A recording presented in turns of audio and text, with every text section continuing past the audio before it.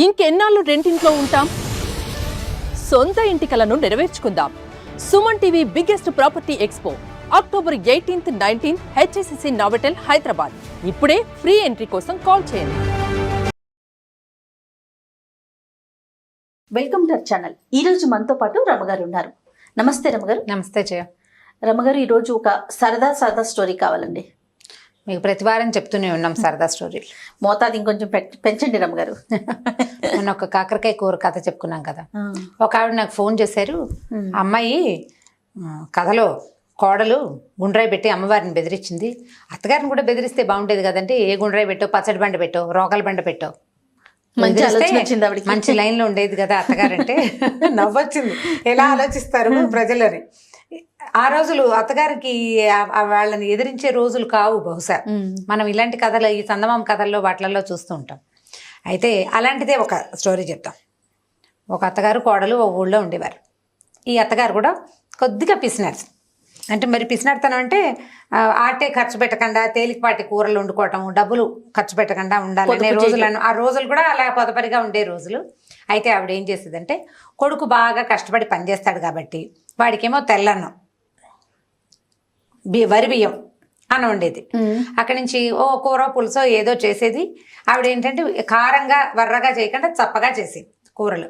వరన్నంలోకి కారంగా వేసామనుకోండి, ఎర్రటి పచ్చళ్ళు వేసుకుంటే మండిపోతుంది. అందుకని కొంచెం చప్పటి కూరలు చేసేది. కోడలికేమో జొన్న అన్నం పెట్టేది.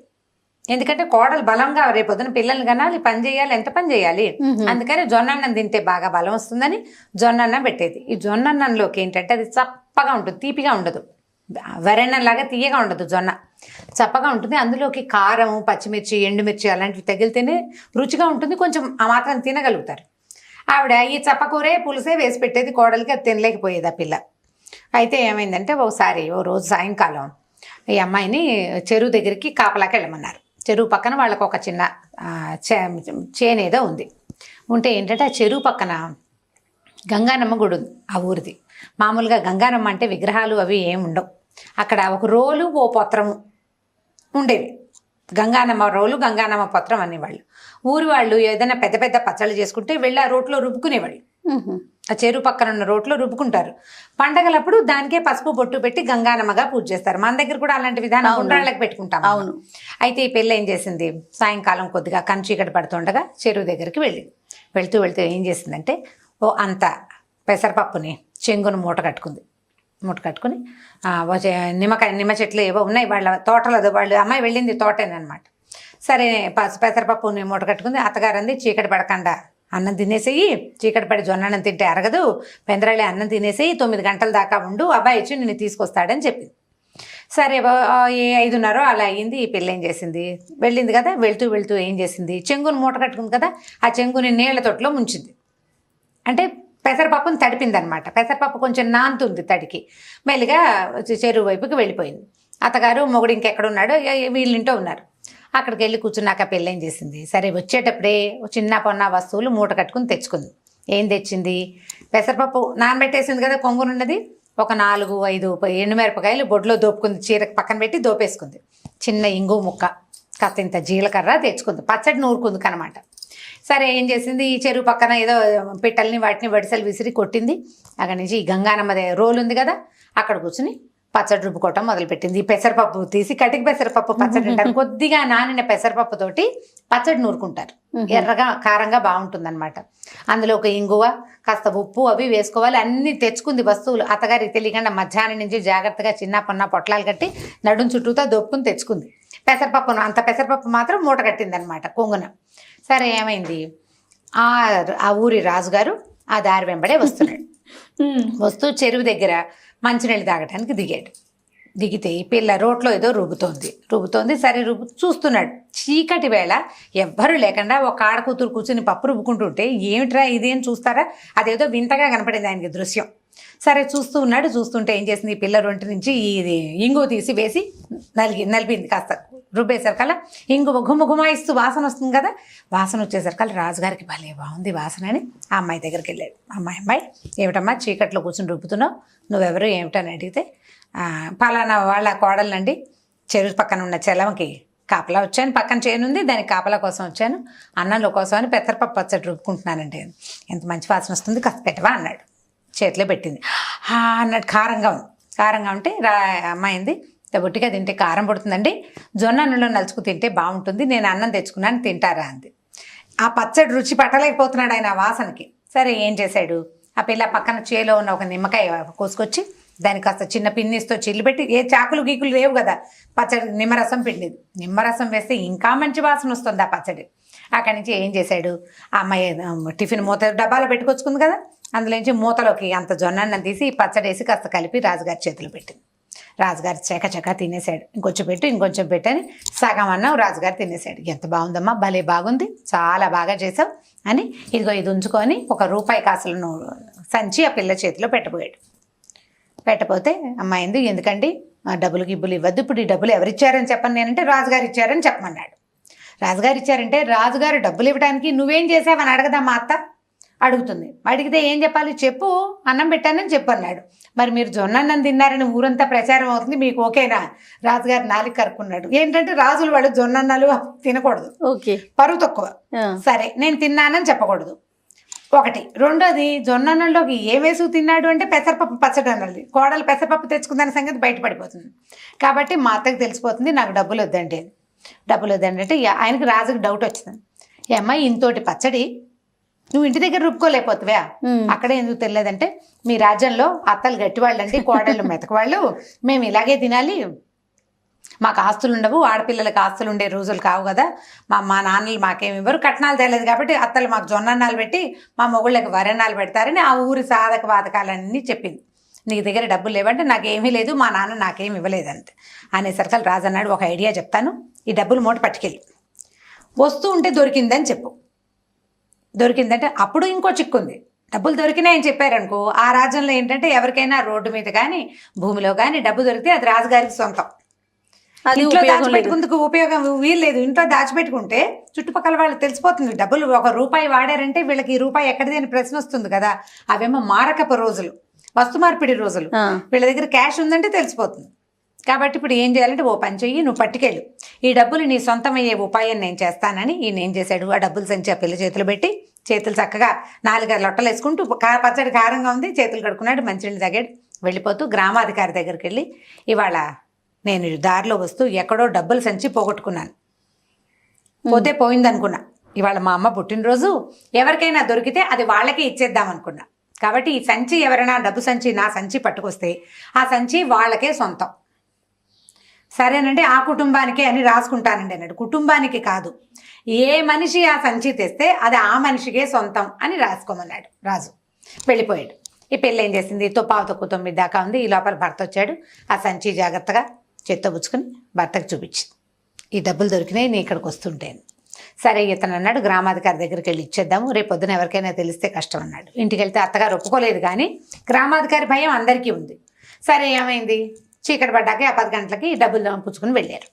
వెళ్తే ఈ సంచి చూడగానే అతను గుర్తుపట్టి, రాజుగారు సంచి పోగొట్టుకున్నాడు, ఈ సంచి ఎవరు తెస్తే వాళ్ళకే సొంతం అని చెప్పాడు, కాబట్టి ఈ డబ్బులు ఈ అమ్మాయివి, అత్తగారివి, కుటుంబానివి కాదు, ఆ పిల్ల ఆస్తి అనమాట. ఆ డబ్బులు చేతిలో పెట్టారు. పెట్టేసరికల్లా వెనక్కి తెచ్చుకుంది. అత్తగారు 2వ రోజు నుంచి కోడలు, దాని దగ్గర డబ్బులున్న వాళ్ళ గొప్పతనం వేరేగా ఉంటుంది కదా, అప్పటిదాకా అణిగిమణిగుండేది, నా డబ్బులు ఉన్నాయి కదా అండం మొదలుపెట్టింది. 4 రోజులు చూసేసరికి అత్తగారికి ఏమనిపించిందంటే, ఇంతోటి కోడలు మనకి దొరకపోతుందా, ఈ కోడల్ని వదిలించుకోవాలి అనిపించేసింది ఆవిడకి. కోడల్ని వదిలించేసుకుంటే దాని డబ్బులన్నీ మనవే. ఎలా వదిలించుకోవాలి, కొడుకు ఏం చెప్పిందంటే, ఒరే దీనికి డబ్బు పిచ్చి పట్టేసింది, చూసావా అన్నిటికీ మాటకు ముందు నా డబ్బులు అంటుంది, మాటకు వెనక నా డబ్బులు అంటుంది, కాబట్టి ఈ కోడల్ని వదిలించుకోవాలి ఎలాగైనా. ఏం చేద్దామే అమ్మ అన్నాడు. నీ ఇష్టం, అంతా అమ్మ ఇష్టమే, వాడు అమ్మకి లొంగిపోయి ఉంటాడని, పెళ్ళమంటే ఇష్టమే వాడికి, కానీ అమ్మకి లొంగి ఉంటాడు. అమ్మంది, ఓ పని చేస్తానరా, నేను దీన్ని రాత్రి బాగా తొందరగా నిద్రపుచ్చేస్తానంటే పడుకోబెట్టేస్తాము, తీసుకెళ్ళి శ్మశానంలో పక్కన చాప చుట్టతో సహా తీసుకెళ్ళి అక్కడ పెట్టి అంటించేద్దాం, చచ్చిపోతుంది, పుట్టింటికి వెళ్ళిందని చెప్దాం, డబ్బులు మనం దాచేసుకుందాం అనుకున్నారు.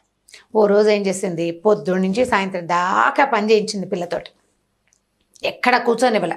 అమ్మాయి బాగా అలసిపోతే సాయంకాలం ఆవిడ ఏం చేసింది, అంత పెసరపప్పు చారు, ఇంత పెసరపప్పు పచ్చడి చేసింది. ఆ పిల్లకి ఇష్టం అవి 2 చేసి ఒక చిటికెడంత నల్ల మందు కలిపింది అందులో.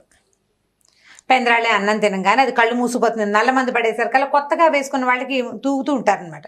నిద్ర వస్తుంది, నీకు పగలల్లా రెస్ట్ లేదు కదా, పడుకో పడుకో పడుకో అని ఆ పిల్లని చాపేసి పడుకోబెట్టింది. పడుకోబెట్టేసరికల్లా పిల్ల నిద్రపోయింది. నిద్రపోగానే వీళ్ళిద్దరు ఏం చేశారు, చీకటి మాట దాన్ని ఇంకో చాపలకు దొర్లిచ్చి చుట్టేసి అమ్మ పక్కన కొడుకో పక్కన మోసుకుంటూ శ్మశానానికి తీసుకుపోయారు. ఊరికి బాగా దూరంగా ఉంటుందన్నమాట. అక్కడ దాన్ని కింద పెట్టి వెలిగిద్దామని చూశారు. వెలిగించడానికి వీళ్ళు అగ్గిపుల్లలు తెచ్చుకోవాలి. అగ్గిపెట్టె కావద్దు. సరే వాడు కొడుకు అన్నాడు, అమ్మ నువ్వు ఇక్కడే ఉండవే, నేను వెళ్ళి అగ్గిపెట్టె తెస్తాను అన్నాడు. అనేసరికల్లా అత్తగారు అంది, ఒరే నాకు భయం రా, ఇక్కడ చీకట్లో ఇదేం చేస్తుంది, తెలివి తప్పి పడుంది, పద మన ఇద్దరం వెళ్దాం ఒకళ్ళకొకళ్ళని తోడని ఆ పిల్లని అక్కడే వదిలిపెట్టి కొడుకు తల్లి ఇద్దరు కలిసి ఇంటికి పోయారు. ఓ అంత నూనె తెచ్చారు, ఓ ఇంత నిప్పు పెట్టి తెచ్చుకోవడానికి వెళ్ళారు వాళ్ళు. ఈ పిల్లకి ఏమైంది, బాగా చీకటి, రాత్రి 11 గంటలు అయిపోయింది. శ్మశానం అనేసరికి ఊరికి దూరంగా ఉందా, చెట్లు అవి ఉన్నాయి, చల్లటి గాలి ఇస్తుంది. కాసేపటికి నిద్దట్లోనే చలేసింది. మన నిద్దట్లో చలేస్తే ఏం చేస్తాం, లేచి ఏం కూర్చోం, కాళ్ళ దగ్గర ఏమున్నాయో తడిమి దుప్పట్లు లాక్కోవడానికి ట్రై చేస్తాం కదా. అది కాదు, అటు ఇటు కాళ్ళు కదిపేసరికల్లా చుట్టేసి ఉన్నానని దానికి అర్థమైంది. ఏమిటి ఇలా చాప చుట్టుకుపోయాను నేనని చూసుకుంటే చాపలో తను చుట్టూ ఉన్నట్టు, ఊరికి దూరంగా ఫలానా చోట ఉన్నట్టు ఆ పిల్లకి అర్థమైపోయింది. అప్పుడు లేచి అమ్మ బాబోయ్ వీళ్ళు నన్ను ఏదో చేయబోతున్నారని ఏం చేసింది, అక్కడ కాస్త కనువెలుగ్గా కనపడుతోంది. ఇంత ఈత మొద్దులు ఉంటాయి, ఈత చెట్లు ఉంటాయి కదా, వాటిని నరికేస్తారు. నరికితే ఇంత లాగ్జల్ అంటే ఈత మొద్దు అంటారు. ఆ మొద్దును ఒకదాన్ని చాపలో చుట్టేసేసి తను పోయి ఆ నిద్రగా నేరు చెట్టు పక్కన దాక్కుంది చీకట్లోనే. మరి తెంపర్తనం ఉంది దానికి, అక్కడ దాకా వచ్చాక భయపడితే కుదరదు కదా. వీళ్ళు ఏం చేశారు, అమ్మ కొడుకు ఇద్దరు వచ్చారు, తెచ్చి నూనె దాని మీద పోసి అంటించారు. ఈ అంటించేసరికల్లా ఈ పిల్లకి ముక్కుకి చెవికి ఆభరణాలు ఉన్నాయి, మెరుస్తూ ఉంటాయి చీకట్లో. మంట వచ్చేసరికల్లా దగదగలాడతాయి కదా. గబగబా ఏం చేసింది, ఇది మట్టిలో చేతులు ఇట్లా ఇట్లా తడివి మొహానికి చెవులకి అన్నిటికీ మట్టి రాసేసుకుంది, వస్తువులు మెరవకుండా రాసేసుకుని మెల్లిగా అలాగా చీర చెంగు దోపుకుని చెట్టెక్కి కూర్చుంది. నిద్రగా నేరు చెట్టెక్కేసి వీళ్ళు తగలబడ్డం చూసి అమ్మ కొడుకు ఇద్దరు ఇంటికి వెళ్ళిపోయారు. చెట్టు మీద కూర్చుంది కదా, కూర్చుని ఆలోచిస్తుంది, దేవుటి నా పరిస్థితి ఇలా అయింది, రాజుగారికి అన్నం పెట్టిన ఫలితం అంతా పోయింది, డబ్బులేమో వీళ్ళు నొక్కేశారు, ఇప్పుడు ఎటు కాకుండా నేను చెట్టు మీద చేరాను, నా మొహంలాగా ఏం చేయాలో తెలియటం లేదని ఆ పడుకుంది. కునికిపాట్లు వస్తున్నాయి, నల్ల మంది ఒకటి వేసుకుని తినేస్తుంది కదా, అట్లా నిద్రమూతగానే ఉంది. కాస్త ఆలోచిస్తుంది, మధ్యలో తెలివి తప్పి నిద్ర వస్తుంది. ఇంతలో ఏమైంది, ఊరికి దూరంగా ఉంది కదా, ఆ ఊళ్ళో నుంచి కొంతమంది దొంగలు ఈ శ్మశానం దగ్గరకు వచ్చారు, ఒక 5-6. వాళ్ళు ఏం చేశారు, డబ్బులు తెచ్చుకుని చెట్టు కింద కూర్చుని పంచుకుంటున్నారు. వాళ్ళకి వెలుగేమిటి, ఈ పిల్లని తగలెట్టుతున్నాం అనుకుని ఈత ముద్దను వెలిగించారు కదా, అది మండుతూ ఉంటుంది కణకణలాడుతూ. అమ్మ కొడుకు నుంచుంటే వాళ్ళకి అర్థమయ్యేది శవంకాలిన వాసన బాగుండదని వాళ్ళ ఇంటికి వెళ్ళిపోయారు. ఆ మంట వెలుగులో వీళ్ళు డబ్బులు పంచుకుంటున్నారు. ఈ పైన కూర్చుని కునికిపాట్లు పడుతున్న పిల్ల ఎప్పుడో పట్టు తప్పి దబేయమని వాళ్ళ మీద పడేసరికి వాళ్ళు కంగారు పడి చచ్చి, ఈ కనపడ్డదేమో దీని మొహం నిండా మట్టుంది. మనిషిలాగా వాళ్ళకి తోచలేదు. చీకటి మాట రాత్రి 1 గంటకో 2 చెట్టు మీద నుంచి ఒకటి దూకింది, దాని మొహం నిండా మసి. అక్కడి నుంచి ఏమైంది, వాళ్ళు కాస్త బెదిరిపోయి, ఓరు నాయను ఇదేదో అమ్మవారల్లే ఉంది, అమ్మవారంటే ఇదే ఏదో దూకింది మీదకి అని చెప్పేసి పారిపోయారు. పారిపోతే ఈ పిల్ల చూసుకుంది, కిందేవో చక్కగా డబ్బులు గిబ్బులు కనపడుతున్నాయి. తెల్లారేదాకా చెట్టు మొదట్లో పడుకుని నిద్రపోయింది. తెల్లవారిన తర్వాత అక్కడ మిగిలిన వస్తువులు డబ్బులు కనపడ్డాయి. వాటిని మెల్లిగా 2 మూట కట్టుకుని ఇంటి వైపుకి నడిచొచ్చింది. ఇంటికి నడిచి వచ్చేసరికి మొహం నిండా మట్టి ఉందన్న ఇంగితం లేదు దానికి. తలుపు కొట్టితే అమ్మ కొడుకు తలుపు తీసి తెల్లబోయారు. అమ్మో బ్రహ్మరాక్షస అయిపోయింది, కోడలు చచ్చిపోయి అది వచ్చేసింది మన మీద, కానీ తలుపేసేసారు వాళ్ళు. వేసేస్తే ఇది అరిచొచ్చి కేకలు పెట్టింది, అత్తయ్య అత్తయ్య తలుపుతీ అత్తయ్య, నేనే వచ్చాను అత్తయ్య అంటే, అదేమిటి వీళ్ళకి అర్థం కాలేదు, చంపేసాం, ఇది వచ్చేసింది. భయపడితే, మీరు భయపడకండి, నేనేం రాక్షసం కాను, మనిషినే, స్వర్గానికి వెళ్ళి తిరిగి వస్తున్నాను, తలుపు తీయండి అంది. అనేసరికల్ వాళ్ళు ఏం చేశారు, సరే ఇదేదో బాగానే ఉందని తీశారు తలుపు. మొహం కడుక్కుంది, లోపల పళ్ళు తోకుంది, మొహం కడుక్కుంది, లోపలికి వచ్చి కూర్చుంది. అత్తయ్య తినడానికి ఏమైనా పెట్టవా, చాలా దూరం నడిచాను నేను. అది ఎక్కడికి నడిచావే, శ్మశానం నుంచి ఇంటికి రావడానికి. ఏంది శ్మశానం కాదు అత్తయ్య, నేను స్వర్గం నుంచి నడిచిస్తున్నాను, నేను రాత్రి మీరు నన్ను తగలెట్టారా, స్వర్గానికి వెళ్ళిపోయాను, మామయ్య కనిపించాడు నాకని చెప్పి. మామయ్య కనిపించాడు, ఈ లోపల డబ్బులు దాచుకొచ్చుకుందిగా, ఆ డబ్బులు నగలు అన్నీ చూపించింది. చూపించేసరికి వాళ్ళు తెల్లబోయారు, ఇవన్నీ ఎక్కడవంటే మామయ్య గారు స్వర్గంలో ఉన్నారు, నాకు అన్నీ ఇచ్చారు, అక్కడ చక్కగా రంభ, ఊరసి, మేనక, తిలోత్తమ ఇలా 3 మంది డాన్సర్లు ఉన్నారు, వాళ్ళందరితోటి చక్కగా మామయ్య గారు ఎంజాయ్ చేస్తున్నారు. నేను వెళ్తే ఆయన ఇక్కడ ఉండగా ఎలా ఉంటే సన్నగా ఇలకట్టుకుని ఉండేవాడా, స్వర్గంలో బాగా తిని నున్నగా అయ్యాడు. నేను కూడా రాత్రి వాళ్ళ దగ్గర చక్కగా అవి ఇవి పళ్ళు అవి తిన్నాను, నడక ఎక్కువైంది, కానీ ఇవన్నీ ఇమ్మన్నారు, మీ అత్తను చూసి ఎన్నాళ్ళు అయిందే అన్నాడు మామయ్య అని చెప్పింది. చెప్పేసరికి నమ్మేశారు వీళ్ళు, ఎందుకంటే వీళ్ళు అంటించారు కదా, అక్కడి నుంచి ఈవిడికి డౌట్ రావటం మొదలెట్టింది. ఇదేమిటి మొగుడు ఇక్కడ ఉండగా ఎవరిని కన్నెత్తి చూసేవాడు కాదు, చచ్చి స్వర్గానికి వెళ్ళాక రమ్మతో వాళ్ళతో కబుర్లు చెప్తున్నాడు ఏం పాడు. అక్కడి నుంచి దాన్ని స్వర్గం కబుర్లు అడగటం మొదలెట్టింది కోడల్ని. బాగుందా, అక్కడ ఎలా ఉంది, కుర్చీలు ఉన్నాయా, మంచాలు ఉన్నాయా, మీ మామగారు ఎక్కడున్నాడు, వాళ్ళంతా ఎక్కడ ఉంటారు, ఇంకా మనుషులు ఎవరున్నారంటే బోల్డ్ మంది ఉన్నారు, మావయ్య నేను బోల్డ్ కబుర్లు చెప్పుకున్నాం, ఆయన మిమ్మల్ని చూడాలని చాలా ఇదవుతున్నాడు అత్తయ్య, వెళ్తావో వెళ్ళవో నీ ఇష్టం, కానీ మీ అత్తని కూడా తీసుకురావే అమ్మాయి అని అడిగాడు, వెళ్తావో వెళ్ళవో నీ ఇష్టం, మరి రోజు 4-5 రోజులు నీ ఇష్టం అంటాం మొదలెట్టింది. ఈవిడికి ఓ పక్కన మొగుడిని చూద్దామని ఉంది, ఆయన అక్కడ ఏం పువ్వులు పూయించేస్తున్నాడు అని డౌట్గా ఉంది. అక్కడి నుంచి ఏమంది ఓ రోజు కొడుకుతోటి, ఒరే ఎలాగైనా ఇది వెళ్ళొచ్చింది, నన్ను కూడా అక్కడికి పంపించండి రా, 2 రోజులు వెళ్ళి మీ నాన్నని చూసొస్తాను, స్వర్గానికి వెళ్ళొచ్చేసింది కదా కోడలు మరి, అందుకని నన్ను కూడా పంపించరా అని అడగటం మొదలెట్టింది. కొడుకు అన్నాడు, ఏమోనే అమ్మా నువ్వు సరిగ్గా వస్తావో రావంటే, ఎందుకు రాను, అది రాలా, ఆ మాత్రం తెలివితేటలు నాకు లేవు, నేను వస్తాను రాను. అక్కడి నుంచి వీళ్ళు ఏం చేశారు, సరేనని నువ్వు ముందు దానికి ముందు నల్లమంది వేసుకోవాలి, అన్నం పెట్టారు, నల్లమంది వేసి తీసుకెళ్ళి అంటించేశారు. మరి స్వర్గానికి వెళ్తానంటోంది కదా.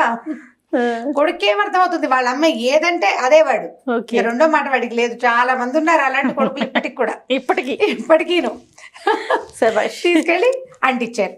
అంటిస్తే 2 రోజులైంది, ఏమిటే మా అమ్మ రావట్లేదు అంటాడు వాడు భర్త.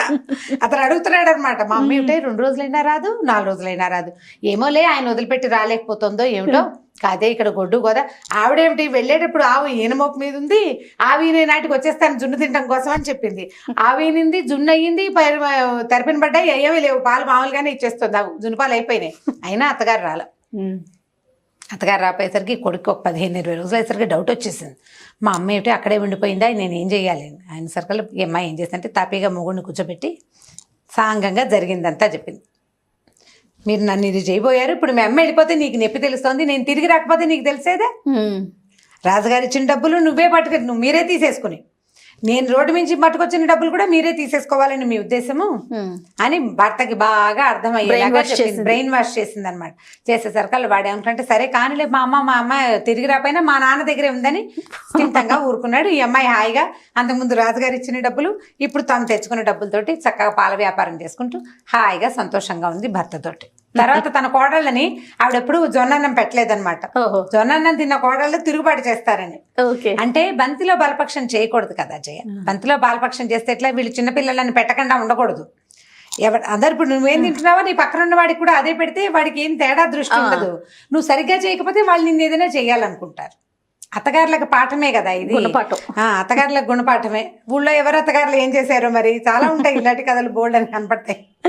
చాలా బాగుంది. స్వర్గారోహణ పర్వం కథ బ్రహ్మాండంగా ఉంటుంది. ఫన్నీగా ఉంది రమ్మగారు, పిల్లలకు కూడా కొంచెం కామెడీగా నవ్వుకోవడానికి బాగుంటుంది. ఇలా చేయకూడదు ఇలా చేయొచ్చు అని చెప్పడానికి కూడా ఉపయోగపడుతుంది. రైట్ రమ్మగారు, ఇంకో స్టోరీతో మళ్ళీ కలుద్దాం. ఓకే జయ, థ్యాంక్ యూ అండి.